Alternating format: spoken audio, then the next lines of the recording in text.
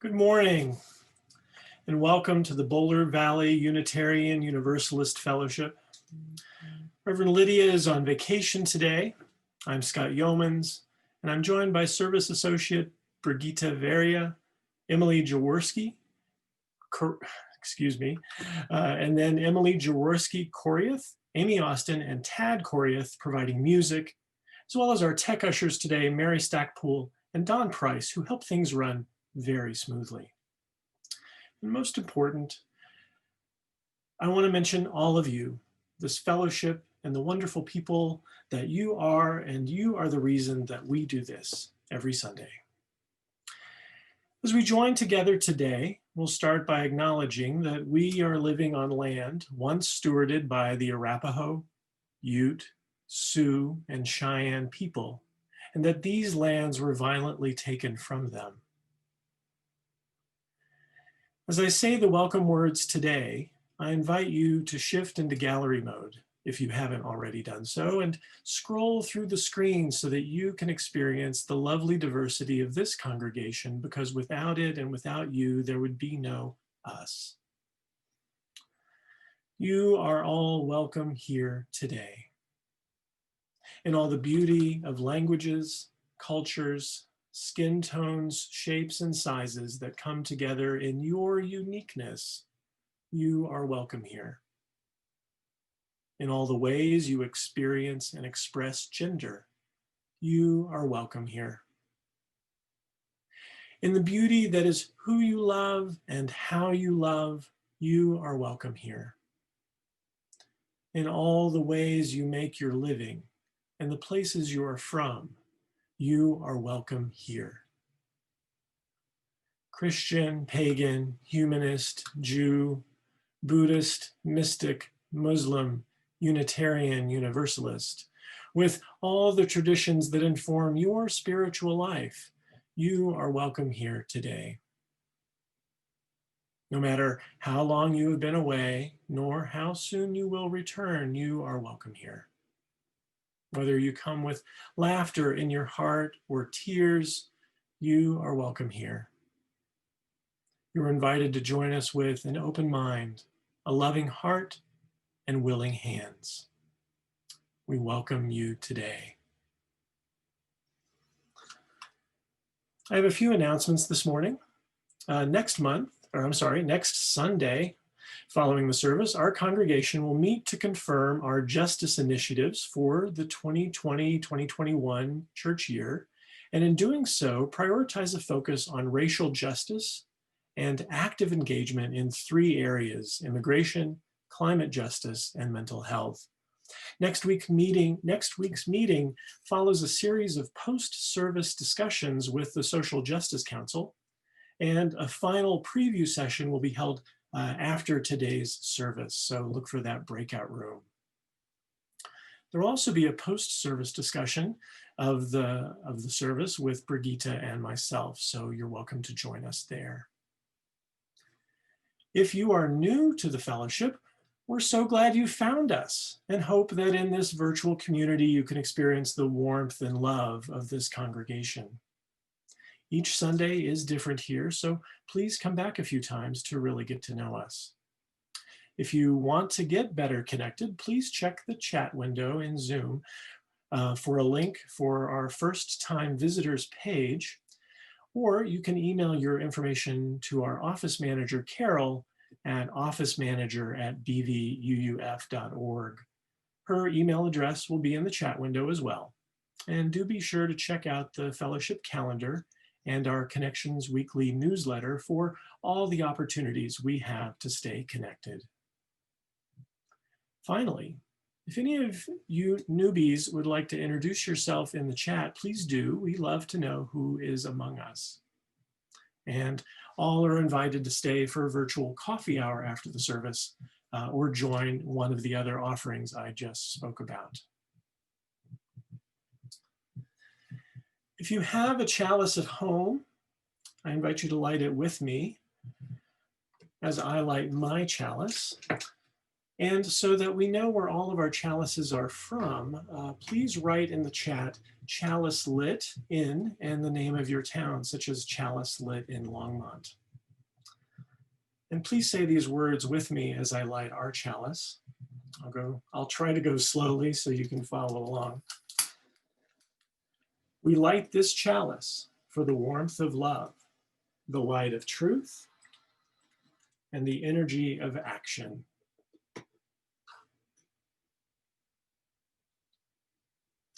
And now I'll sing our bowl again, inviting it to draw you deeper into the present moment and this, our beloved community.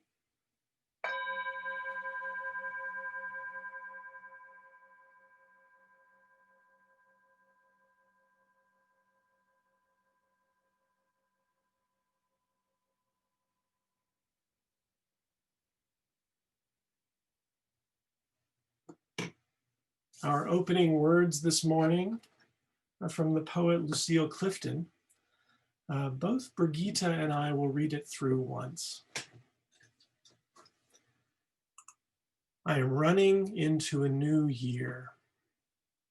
I am running into a new year, and the old years blow back like a wind that I catch in my hair, like strong fingers, like all my old promises.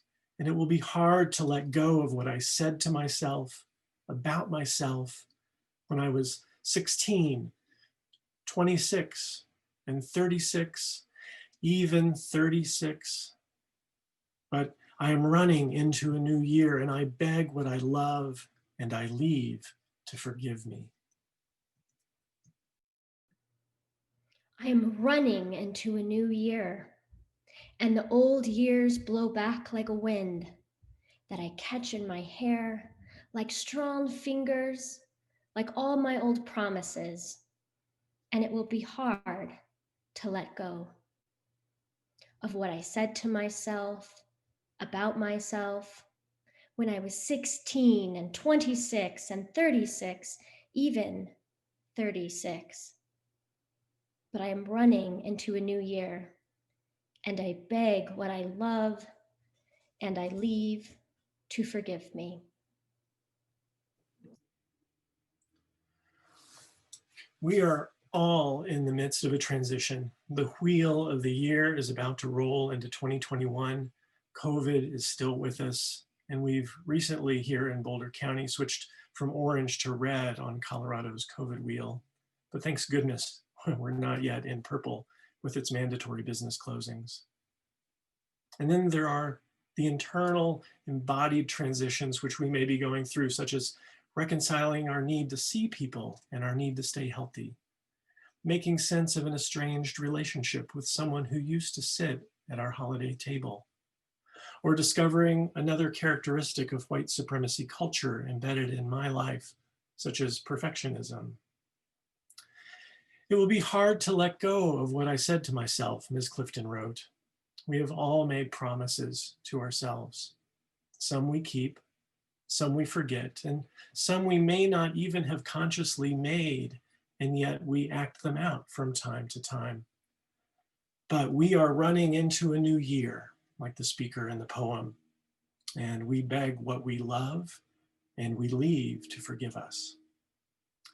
Join us today as we explore hidden embodied beliefs in ourselves and in Unitarian Universalism.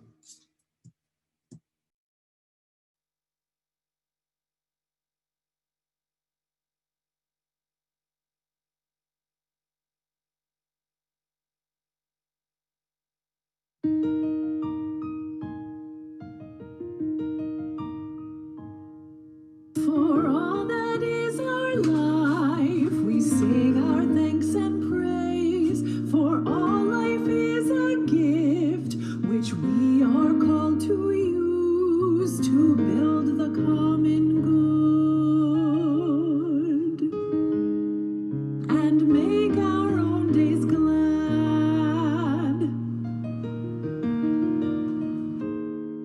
For needs which others serve, for services we give, for work and its rewards, for hours of rest and love, we come with praise and thanks.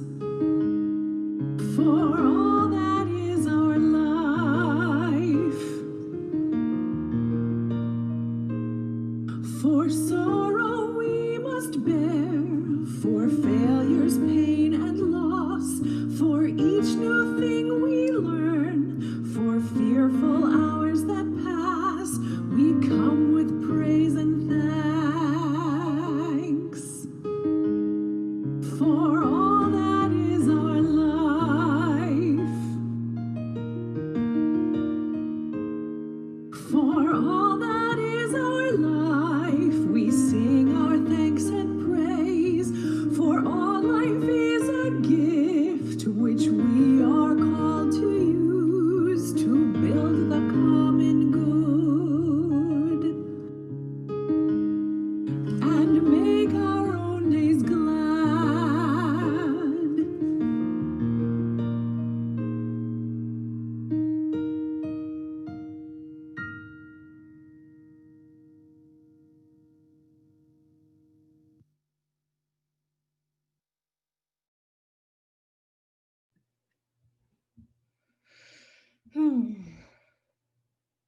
My father's family are Mexican immigrants.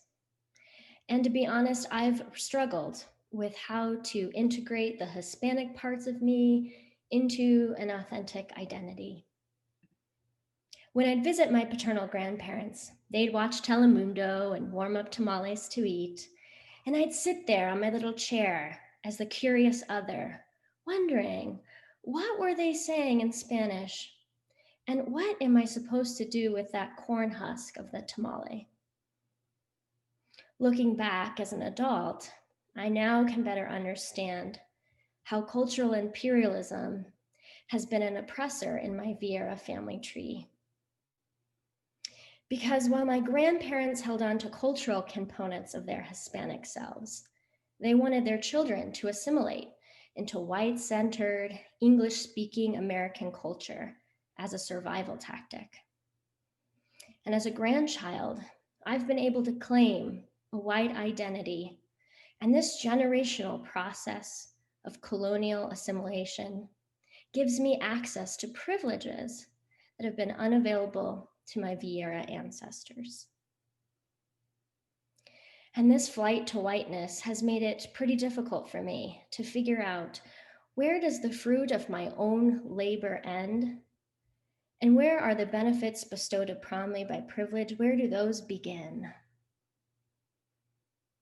And in time, I've learned it's not actually possible to separate out those things, for we live in this interdependent web of not just existence, but also inheritance.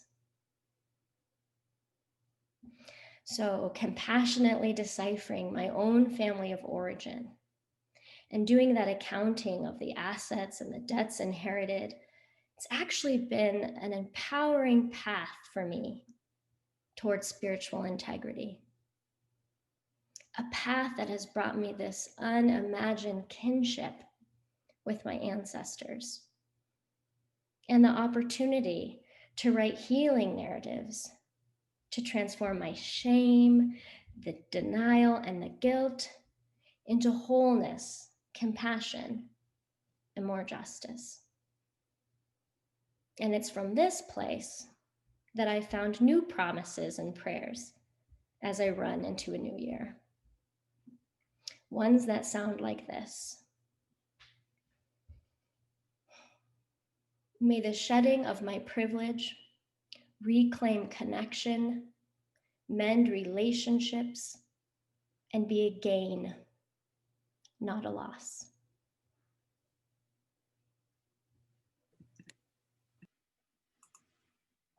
Thank you, Brigitte. My maternal grandmother was fierce. She grew up during the Depression in southeastern Kentucky, living in a coal town, plucking chickens before roasting them, harvesting vegetables, and protecting the front flowers of the protecting her front flowers from the neighborhood dogs with her BB gun. She hated it in Kentucky, the coal dust, how remote it was from the rest of the world. Because my grandfather's tire business did well servicing coal trucks, they retired to Florida in 1971, much to my grandmother's delight. And then after my mom's divorce, we moved in with them, and they began raising me too. My grandmother encouraged me to learn and to use my mind. She helped with homework and reading, beaming with pride as I checked out new books from the school library. Her encouragement and her pride were healthy messages that led to promises I made to myself to value learning and to try to do my best. While driving one day, we passed a line of men working in a ditch in the hot Florida sun. Don't be like them, she said. Use your mind so you don't have to sweat in the sun. This message, and others like it from my family, school, and television, helped to form a less healthy belief that educated people didn't work along the side of the road, that educated people don't work in the hot sun. This unconscious belief, this stereotype, caused me to perhaps look down on others that I perceived as less educated and would come out in subtle ways like making fun of them. These beliefs also prevented me from enjoying the part of myself that loved to dig in the dirt in the hot noonday sun. As Miss Clifton's poem says, it will be hard to let go of what I said to myself about myself.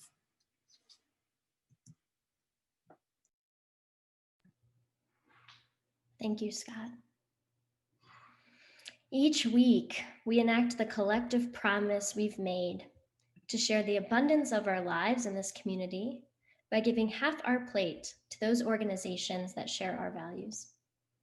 Today, we're investing in our second principle, which calls us to be responsible for bringing justice, equity, and compassion into the world. We offer our plate to support the Longmont nonprofit Homeless Outreach Providing Encouragement, or HOPE, which runs a Safe Lot program nominated by Jean Canella. HOPE runs a Safe Lot program, a church parking lot in Longmont that has become a kind of sanctuary of community members who have a barrier to entering traditional homeless shelters and need to sleep safely in their vehicles without fear of harassment or assault. The Safe Lot program provides access to bathrooms, a shower, a communal room where participants can get nightly dinner and a breakfast every morning. And they also provide storage so that Safe Lot participants have a safe area to store their belongings instead of keeping everything in their car. Today, we ask that you please give generously as you are able when the virtual plate passes. And as our musical reflection begins, we invite you to reflect on what healing your embodied stories looks, feels, and sounds like for you. Please write into the chat, as you are able and interested, a reflection to this question. When do you know you are healing?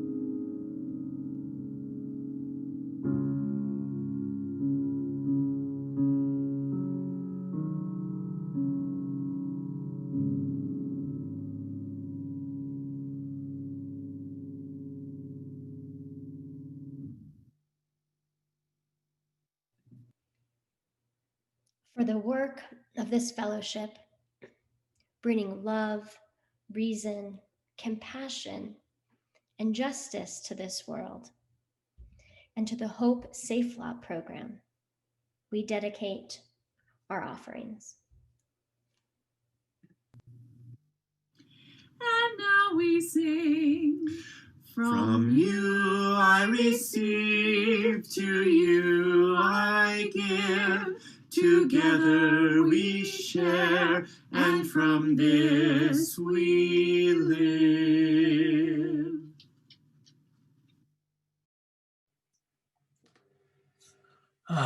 And now I invite us into our time of community connection, our time of sacred sharing. If you would like to share a joy or concern, please raise your hand using the button in the participant window, and Don will unmute you. Or you may have a pop-up window asking you to unmute yourself. If you prefer, you can share your joy or concern in the chat window by sending a chat to everyone, and then Don will read aloud what you send. I will drop stones into this bowl of water as each of you share. And when you do share, whether by voice or chat, please tell us your name and where you live, and briefly let us know what is in your heart today. Now I invite you into a contemplative space to reflect on the joys and sorrows we've witnessed together as we sing or listen to Spirit of Life.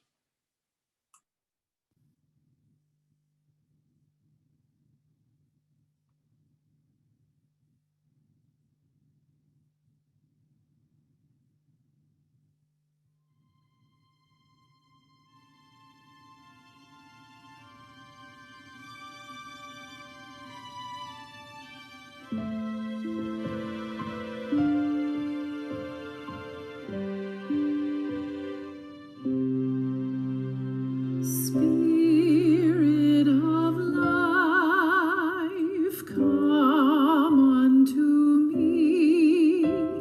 Sing in my heart all the stirrings of compassion. Blow in the wind, rise in the sea, move in the hand, giving life the shape of justice. Roots hold me close, wings set me free.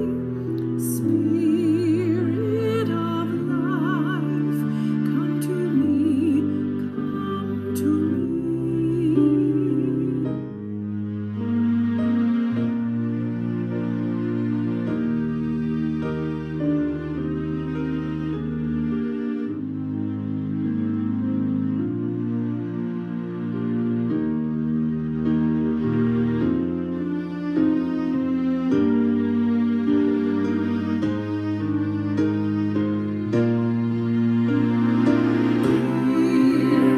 of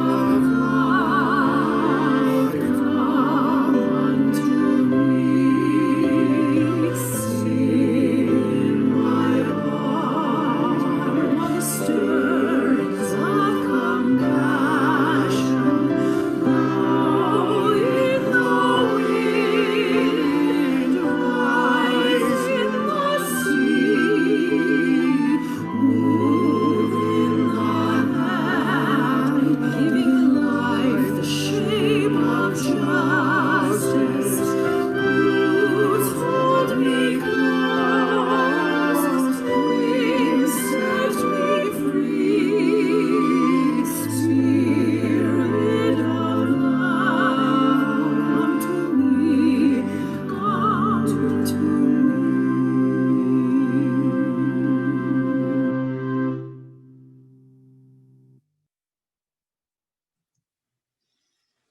Thank you, Emily and Tad. We are indeed running into a new year, fleeing, I think some might say. And I look on the kitchen calendar and it's only 2 page flips away. So close, so close. And there are the old promises we've made, consciously or unconsciously, that may drag us back, that may make it difficult to leave the past, leave unhealthy habits behind. One might say that these promises have colonized us, have come in from the outside, bringing stories and ideas that aren't our own, and yet we now embody them. Some are hidden from us, like the classist stereotypes I used to carry about people who didn't fit my image of what being educated looked like. To shine a light on these hidden beliefs often requires an awakening of some kind, an alchemical transformation and integration of different pieces of ourselves. My transformation began with a retreat with my men's group. We broke into two groups, one who identified as blue collar, the other as white collar, or maybe it was lower class or middle class or urban and rural. We asked each to enumerate the stereotypes we held about the other group. The labels came quickly and easily, and some with laughter. Later, each group saw the labels the other had ascribed to them. And the labels from my group, the urban, white-collar, middle-class group, seemed harsher and were more likely to be dehumanizing than those from the other group. And then we listened to the impact that these labels had on the rural blue-collar men. A healthy sense of shame washed over me and swept through me during this retreat, and I find that this marked the beginning of the shift of those classist beliefs within me. They've since diminished and are no longer hidden. We don't always have opportunities for direct and honest communication, with space for the full emotional responses of anger and grief to process our unconscious biases. Brigitte reminds us of a more accessible way of exploring these hidden beliefs when she mentioned writing healing narratives that transformed my shame, denial, and guilt into wholeness, compassion, and more justice.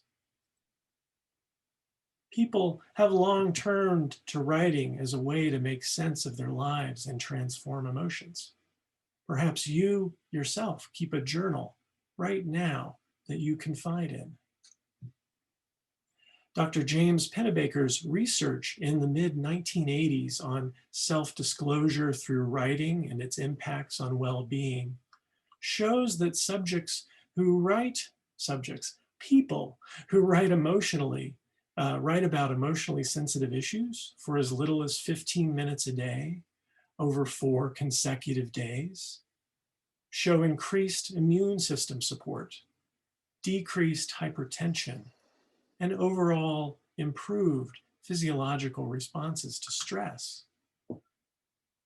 You could imagine in my case that I would write about that car ride with my grandmother, about what she said and the beliefs and judgments and emotions that arose about both the men who were working alongside the car and about myself and who I was asked to become in that moment. Such a practice can be transformative over time. We'll post a link after the service to the Transformative Language Arts Network, an organization that promotes personal and social transformation using these and similar practices. This year at General Assembly, where over 4,000 Unitarian Universalists gathered virtually to worship, play, sing, and do the work of our faith community, an action of immediate witness, or AIW, was passed that affirmed our commitment to addressing 400 years of white supremacist colonialism. It calls on us to examine our practices relative to Indigenous peoples, particularly the narratives regarding the origin of Unitarian Universalism and of the US holidays, including Thanksgiving.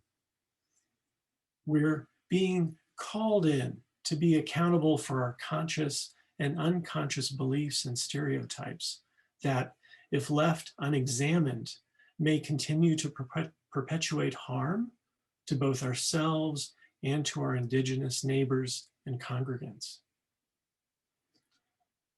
The Unitarian Universalist Association, or UUA, recently hosted a week-long virtual teach-in called Harvest the Power, Reframing Thanksgiving. I hope some of you were able to attend some or maybe all of the events. And if not, many of the recordings are available online. We'll post a link in the chat after the service to the full program. But in the spirit of today's service and of this action of immediate witness, I invite us now to experience an excerpt of our UUA President, Reverend Susan Frederick Gray's sermon from the recent worship service, Thanksgiving Reframed, where she relates the origin of the Thanksgiving myth. We'll join her sermon as she reminds us of the impacts of perpetuating false beliefs and notions about our faith and Thanksgiving.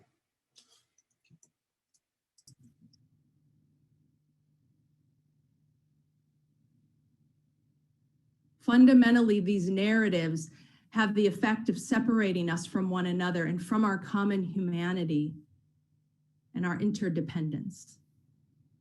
And not our interdependence, not just with one another as human beings, but our interdependence with creation and life itself. The narratives of domination, of supremacy, they separate us from the beauty, the love, and the fullness of this truth of our creation. And so our work is both to make visible these systems, make visible how they operate, and to dismantle these narratives and practices, beginning with how they live in ourselves. If we are truly to be about the work of liberation and justice, love and compassion, then this is our work. And an important piece of this work is examining and debunking the Thanksgiving myth and owning our own religious tradition's role in its creation. In David Silverman's essay, Mourning in America, M-O-U-R-N-I-N-G, Mourning in America, from the book This Land is Their Land, Silverman traces the history of the holiday. While the Wampanoags celebrated many seasonal Thanksgivings, as Hartmut Dietz shared with us, to celebrate the earth's bounty and the Creator's many gifts, the first Thanksgivings observed by the Pilgrims and the Puritans focused on days of fasting and prayer to thank God for the plagues that had wiped out an enormous number, a huge percentage of the indigenous population in many villages. Those early Puritans and Pilgrims created Thanksgiving celebrations following battles that wiped out populations of indigenous people, including the Wampanoag people in Patuxent, which is now called Plymouth. Thanksgivings were also declared again and again to celebrate the slaughter of indigenous people, such as the Pequot Massacre in 1637. It matters that we know this history. Now, eventually, colonial New Englanders began to celebrate each spring and autumn with days of Thanksgiving. These celebrations, particularly the autumn ones, eventually spread to other areas in the 1800s. None of these celebrations were associated with pilgrims or with indigenous people. The first time this association was made was in 1841, when New England-born Unitarian minister, the Reverend Alexander Young, published Pilgrim leader Edward Winslow's only known primary source account of the 1621 Pilgrim and Wampanoag gathering in Plymouth. So Edward Winslow's primary source account consisted of only 4 lines. However, the Reverend Young added a footnote to the paragraph stating that, quote, "This was the first Thanksgiving, the harvest festival of New England." And so the myth began. The holiday we've come to know as Thanksgiving was formally created during the Civil War. In 1863, expressing gratitude for the victory of the Union Army at Gettysburg, Abraham Lincoln declared that the fourth Thursday of November should be held as a national day of Thanksgiving. He believed it would foster unity amid the horrors of war. Silverman goes on to show how over time, the association of our national holiday of Thanksgiving with the 1621 friendly gathering of the Pilgrims and Wampanoags served to minimize and erase any national recognition of the centuries of violence and subjugation of Indigenous people across this continent, and minimize the long-standing history of violent enslavement and subjugation of Black people, casting, and these are his words, the so-called Black and Indian problems as Southern and Western exceptions to an otherwise inspiring national heritage. I invite us to hear those words again, the so-called Black and Indian problems as Southern and Western exceptions to an otherwise inspiring national heritage. And to hear those as Unitarian Universalists whose faith grew in New England, separating our tradition from this history of the attempted erasure of Indigenous people and the theft of their lands. That is the culture in which our faith grew.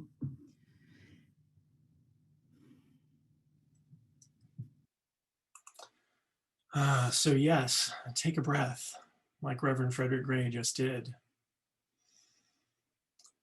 Consider that an inaccurate footnote from Unitarian minister Reverend Young, after a 4-line account of a fall harvest gathering, helped launch the current myth of Thanksgiving.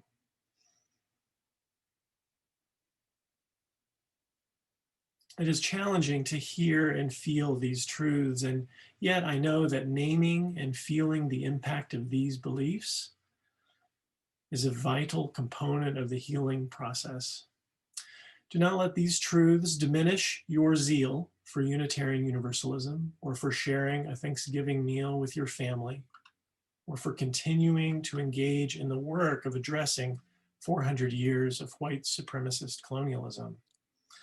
These promises are important, and I am so grateful to be a part of and serve this community who embodies the principles of Unitarian Universalism so well through its outer focus and inner depth. As we're reminded in our opening hymn, for all that is our life, for failures, pain, and loss, for each new thing we learn, we come, we gather with praise and thanks. And though this journey is long, I know that together we can go on.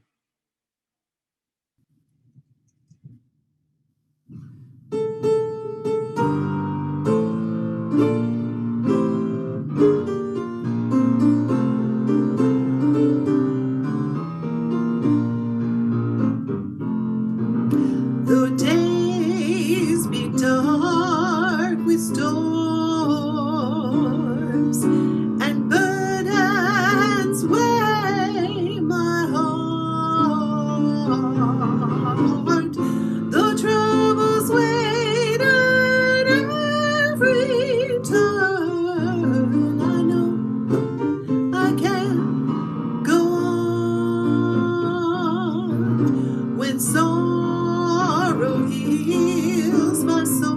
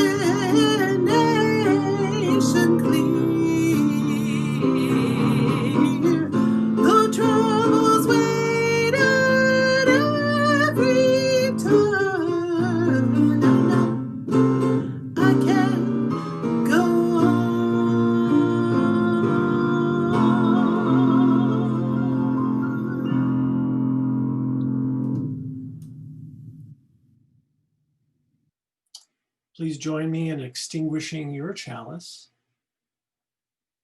and join me in these words. We extinguish the chalice, but not the warmth of love, the light of truth, or the energy of action. These we carry in our hearts until we meet again.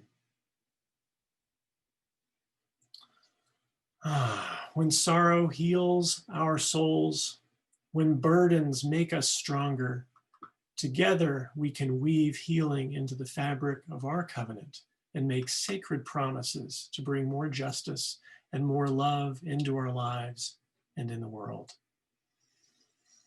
May it be so. And thank you for joining us today. Be sure to check out the resources Don is posting into the chat, and I look forward to joining you for conversation shortly.